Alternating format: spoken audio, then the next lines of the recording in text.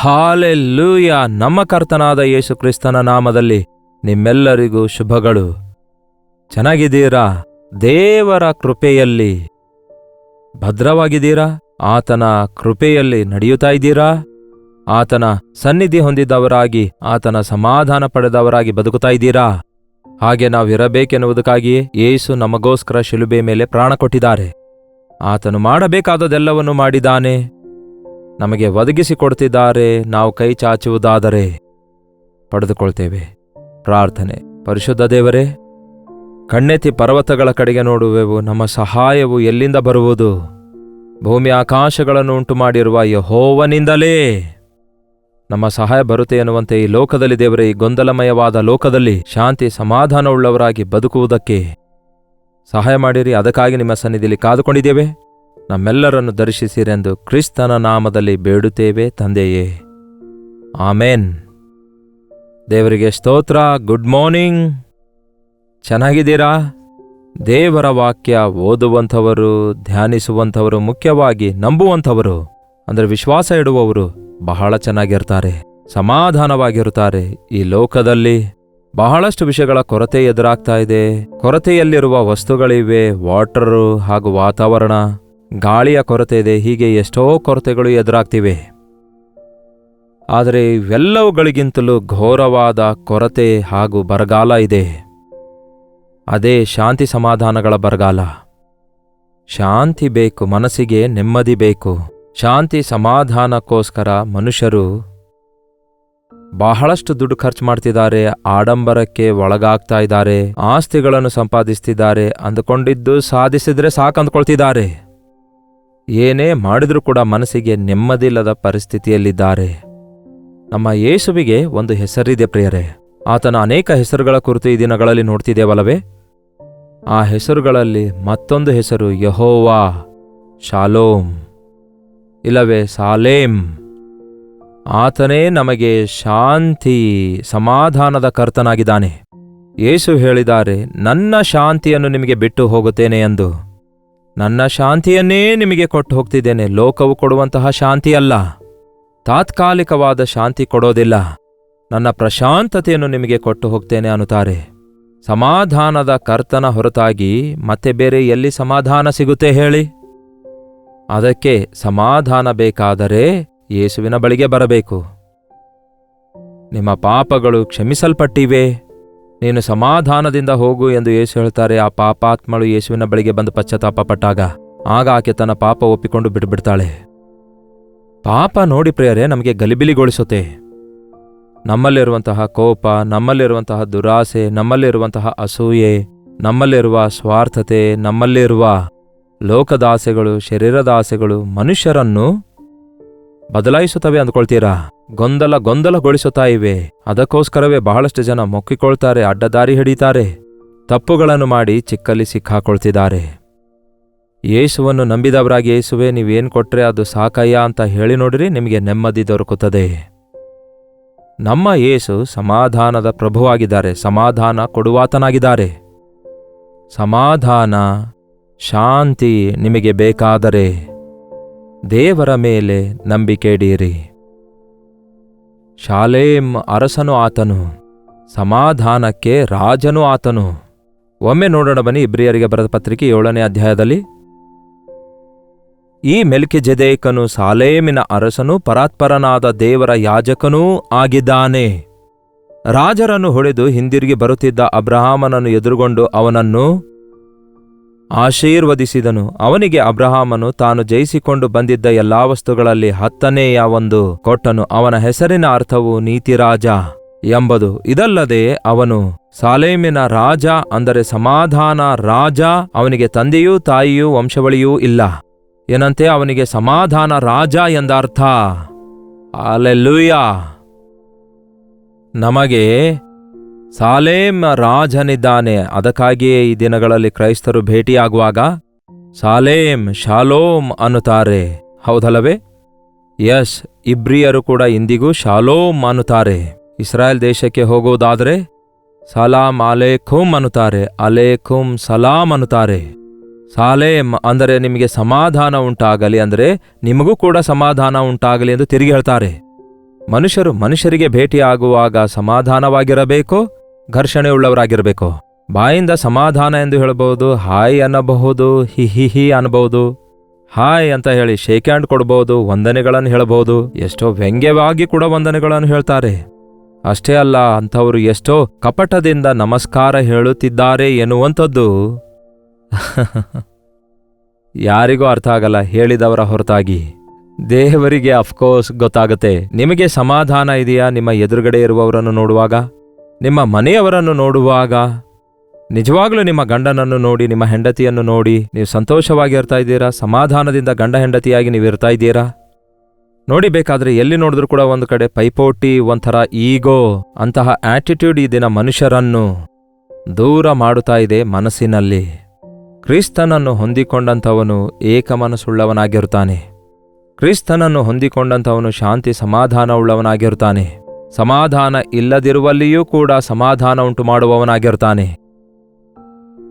ನಮ್ಮ ಯೇಸು ಮೊದಲು ನೀತಿ, ಆ ನಂತರ ಏನಂತೆ ನೀತಿ ರಾಜನಾಗಿ, ನಂತರ ಸಮಾಧಾನ ರಾಜನೆಂಬ ಹೆಸರು ಆತನಿಗಿರೋದ್ರಿಂದಲೇ ಸಾಲೇಮಿನ ರಾಜನು ನಮಗಿದ್ದಾನೆ. ನಿಮಗೂ ಸಮಾಧಾನ ಬೇಕಾಗುವುದಾದರೆ ಯೇಸುವಿನ ಪಾದಗಳ ಬಳಿಯಲ್ಲಿ ಕಾದುಕೊಂಡಿರಿ. ನಿಮ್ಮ ಹೃದಯದಲ್ಲಿರುವ ಗಲಿಬಿಲಿ ಗೊಂದಲಗಳನ್ನೆಲ್ಲ, ನಿಮ್ಮನ್ನು ಕಳವಳಗೊಳಿಸುವ ವಿಷಯಗಳೆಲ್ಲ ಆತನ ಸನ್ನಿಧಿಯಲ್ಲಿ ಒಪ್ಪಿಕೊಳ್ಳಿರಿ. ಆತನ ರಾಜನಾಗಿ ಒಪ್ಪಿಕೊಳ್ಳಿರಿ. ಆತನು ನಿಮ್ಮ ಸಿಂಹಾಸನದ ಮೇಲೆ, ಹೃದಯದ ಸಿಂಹಾಸನದ ಮೇಲೆ ಆಸೀನರೂಢನಾಗುವ ಹಾಗೆ ನೀವು ಆಹ್ವಾನಿಸಿರಿ. ಆತನೇ ಸಮಾಧಾನದ ಅಧಿಪತಿ. ಆತನೇ ನಮಗೆ ಸಮಾಧಾನ ಕೊಡುವ ಆತನಾಗಿದ್ದಾನೆ. ನೋಡಿ ಪ್ರಿಯರೇ, ನಮಗೆ ಸಮಾಧಾನ ಕಳ್ಕೊಳ್ಳುವುದಕ್ಕೆ ಬಹಳ ಕಾರಣಗಳಿರ್ತವೆ. ನಮಗೆ ಸಮಾಧಾನ ಇಲ್ಲದಿರುವಾಗ, ಸ್ವಲ್ಪ ನೋವಾದಾಗ ಒಂಥರ ನಮಗೆ ಗಲಿಬಿಲಿ ಉಂಟಾಗತ್ತೆ. ನಮಗೆ ಒಂಥರ ಸ್ಟ್ರೆಸ್, ಒಂಥರ ಒತ್ತಡ ಬಂದಾಗ, ಬಹಳಷ್ಟು ಕೆಲಸ ಒಮ್ಮೆ ಮಾಡಬೇಕಾದಾಗ ನಾವು ಸಮಾಧಾನ ಕಳೆದುಕೊಂಡು ಗೊಂದಲಕ್ಕೊಳಗಾಗ್ತೇವೆ. ಏನೋ ಗೊಂದಲದಲ್ಲಿ, ಆ ಗಲಿಬಿಲಿಯಲ್ಲಿ ನಾವು ಕಳವಳಗೊಳ್ಳುತ್ತಾ ನಾವು ಇದೇನಾಗುತ್ತೆ, ಅದೇನಾಗುತ್ತೆ, ಅದ್ಯಾರು ಮಾಡ್ಬೇಕು, ಇದ್ಯಾರು ಮಾಡ್ಬೇಕು, ಇದು ಹೇಗಾಗುತ್ತೆ, ಅದು ಹೇಗಾಗುತ್ತೆ, ಅಬ್ಬಾ ಬೆಳಗ್ಗೆ ಎದ್ರೆ ಇದೇ ಅವರ ಆಲೋಚನೆ ಆಗಿರುತ್ತೆ. ಮುಖ್ಯವಾಗಿ ಒಬ್ಬ ಮನೆ ಯಜಮಾನನಿಗೆ, ಜವಾಬ್ದಾರಿಯುತವಾದ ವ್ಯಕ್ತಿಗೆ, ಒಬ್ಬ ಅಧಿಕಾರಿಗೆ ಪ್ರತಿ ದಿನ ಸರಿಪಡಿಸಬೇಕಾದ ವಿಷಯಗಳಿರ್ತವೆ, ಸಂಪಾದಿಸಬೇಕಾದ ವಿಷಯಗಳಿರ್ತವೆ, ಕಟ್ಟಬೇಕಾದ ಬಿಲ್ಗಳಿರ್ತವೆ, ಮಾಡಬೇಕಾದ ಕೆಲಸಗಳಿರ್ತವೆ. ಅಷ್ಟೇ ಅಲ್ಲ, ಡಿಸ್ಕಸ್ ಮಾಡಬೇಕಾದ ವಿಷಯಗಳಿರ್ತವೆ, ಹೇಳಿಕೊಳ್ಳುವಂಥವುಗಳಿರ್ತವೆ. ಅಯ್ಯೋ, ನನ್ನ ಜೀವಿತದಲ್ಲಿ ಬೆಳಗ್ಗೆ ಎದ್ರೆ ರಾತ್ರಿ ಮಲಗುವ ತನಕ ಕೆಲಸ ಮಾಡೋದೊಂದು ಭಾಗ ಆಗಿದ್ರೆ ಮಾಡಿಸೋದು ಇನ್ನೊಂದು ಭಾಗ ಆಗಿರುತ್ತೆ. ಹೌದು, ಮತ್ತೆ ಇಂತಹ ದೊಡ್ಡ ದೇವರ ಸೇವೆ ಒಬ್ಬರೇ ಮಾಡ್ಲಿಕ್ಕಾಗುತ್ತೋ? ಮಾಡುತ್ತಾ ಮಾಡಿಸುತ್ತಾ ಈ ದೇವರ ಸೇವೆ, ಈ ರೀತಿಯಾಗಿ ನಿಮಗೆ ವಾಕ್ಯ ಸಾರಬೇಕಾದರೆ, ಈ ರೀತಿಯಾದ ಕಾರ್ಯಕ್ರಮ ಪ್ರಸಾರ ಮಾಡಬೇಕಾದ್ರೆ ಎಷ್ಟೋ ಜನರ ಸಹಕಾರ ಬೇಕು. ಒಂದು ಟೀಮ್ ಆಗಿ ನಾವು ವರ್ಕ್ ಮಾಡ್ತಿದ್ದೇವೆ. ಒಂದು ಪ್ಲಾನಿಂಗ್ ಬೇಕಾಗತ್ತೆ, ಒಂದು ಪ್ರಾರ್ಥನೆ ಬೇಕಾಗತ್ತೆ, ಸಿದ್ಧಪಾಟು ಬೇಕಾಗತ್ತೆ. ಎಷ್ಟೋ ವಿಧವಾದ ಒತ್ತಡದಲ್ಲಿ ಈ ದಿನ ಸಮಾಧಾನ ಕಳೆದುಕೊಳ್ತಿದ್ದೇವೆ. ಹೌದು, ನೀವು ಕೂಡ ವಿಸ್ತಾರವಾದ ಕೆಲಸಗಳನ್ನಿಟ್ಕೊಂಡು ಅವಸರ ಪಡ್ತಾ ಇದ್ದೀರಿ. ಅವಸರಪಟ್ಟು ಎಷ್ಟೇ ಕೆಲಸ ಮಾಡಿದ್ರೂ ಸಮಾಧಾನ ಸಿಗಲ್ಲ. ಯೇಸುವಿನ ಸನ್ನಿಧಿಯಲ್ಲಿಯೇ ಸಮಾಧಾನ ಸಿಗುತ್ತೆ. ದೇವರ ಸಮಾಧಾನಕ್ಕಾಗಿ ನಾವು ಎಷ್ಟು ಕಾದುಕೊಂಡಿರುತ್ತೇವೋ ಅಷ್ಟೊಂದು ಹೆಚ್ಚಾಗಿ ಆತನು ನಮ್ಮ ಮನಸ್ಸಿನೊಳಗೆ ಪ್ರಶಾಂತತೆಯನ್ನು ಕೊಡುತ್ತಾನೆ. ನಿಮ್ಮ ಹೃದಯವು ಕಳವಳಗೊಳ್ಳದಿರಲಿ, ನನ್ನಲ್ಲಿ ನಂಬಿಕೆ ಇಡಿಯಿರಿ, ನನ್ನ ಶಾಂತಿಯನ್ನು ನಿಮಗೆ ಕೊಡುತ್ತೇನೆ.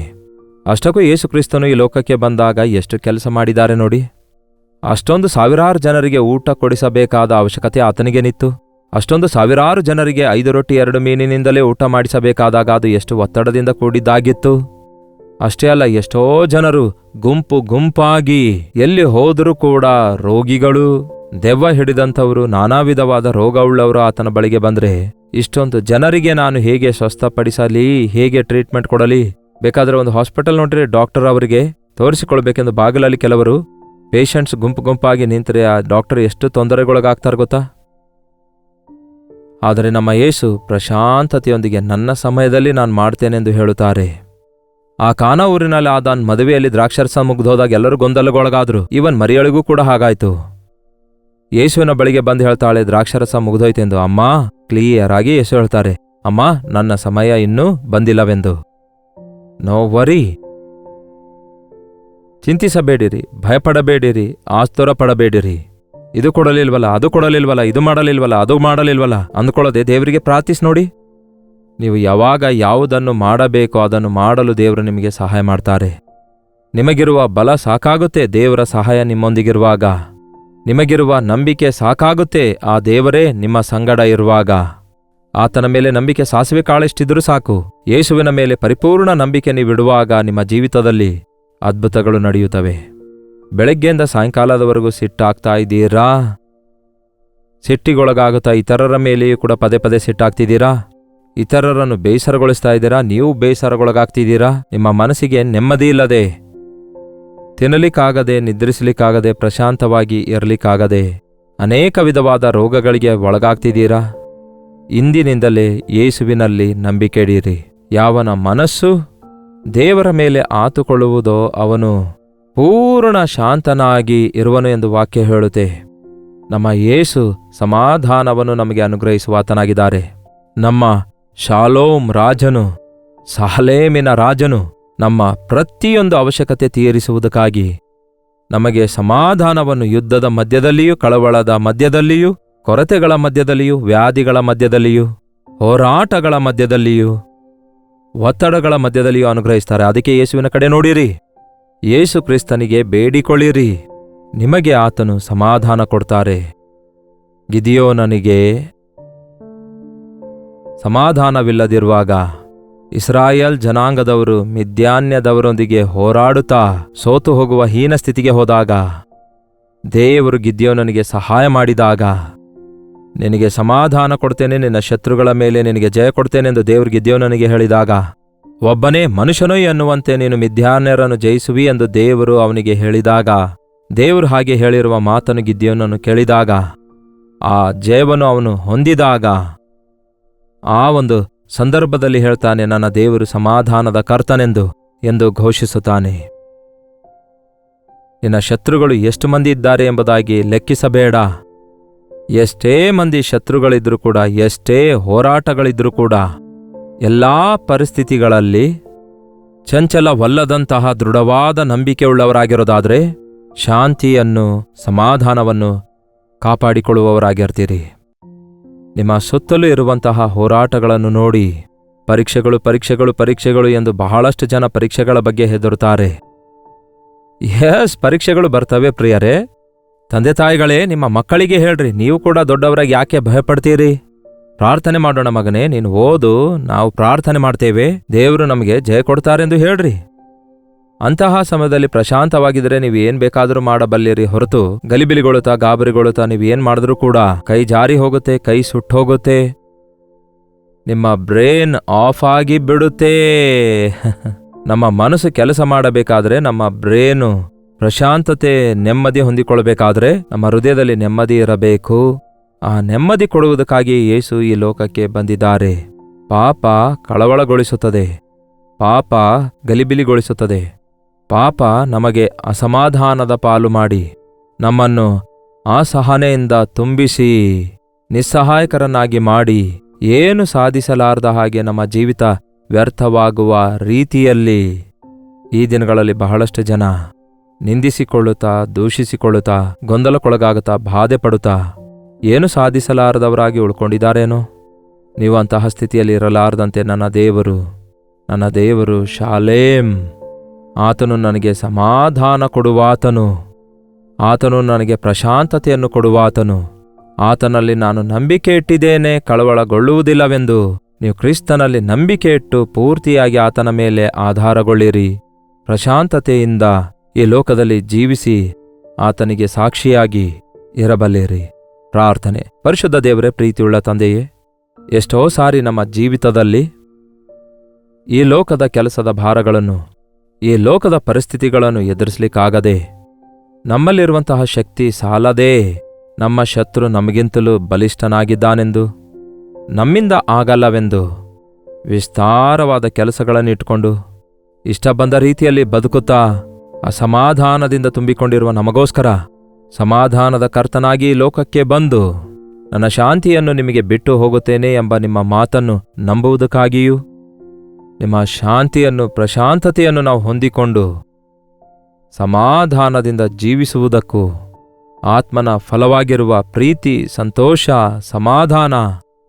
ಹೊಂದಿಕೊಂಡು ಬದುಕುವಂತೆ ನಮ್ಮಲ್ಲಿ ಪ್ರತಿಯೊಬ್ಬರಿಗೂ ಸಹಾಯ ಮಾಡಿರೆಂದು ಕ್ರಿಸ್ತನ ನಾಮದಲ್ಲಿ ಬೇಡುತ್ತೇನೆ ತಂದೆಯೇ, ಆಮೇನ್. ನಮ್ಮ ತಂದೆಯಾದ ದೇವರ ಪ್ರೀತಿಯೂ, ಮಗನಾಗಿರುವ ಕ್ರಿಸ್ತನ ಕೃಪೆಯೂ, ಆದರಣೆಕರ್ತನಾದ ಪವಿತ್ರಾತ್ಮನ ಸಹವಾಸವು ಕೂಡಿ ಬಂದಿರುವ ನಮ್ಮೆಲ್ಲರ ಸಂಗಡ ಇಂದಿಗೂ ಸದಾಕಾಲಕ್ಕೂ ನೆಲೆಯಾಗಿರಲಿ. ಆಮೇನ್.